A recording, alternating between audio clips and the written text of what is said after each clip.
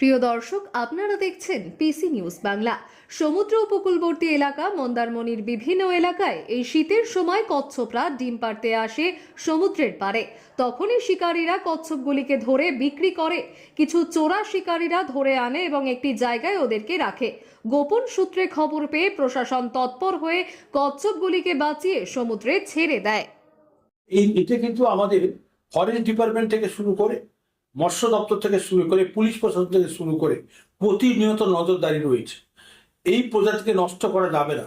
এই প্রজাতি রক্ষণাবেক্ষণ এবং যে এই অসাধু ব্যবসায়ীদের সঙ্গে যুক্ত হচ্ছে তাদের কিন্তু সঙ্গে সঙ্গে আমরা কিন্তু আইনগত ব্যবস্থা গ্রহণ করছি, যাতে এই ধরনের কার্যকলাপের সঙ্গে বিরত থাকে। তার জন্য আমরা প্রচার করছি, তার জন্য আমরা সাইনেজ দিচ্ছি। এই ধরনের প্রজাতিকে নষ্ট করা যাবে না, এটা প্রচুর পরিমাণে ক্ষতি হবে।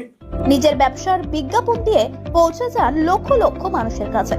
কম খরচে ডিজিটাল মাধ্যমে বিজ্ঞাপন দিয়ে নিজের ব্যবসাকে বাড়িয়ে তোলো।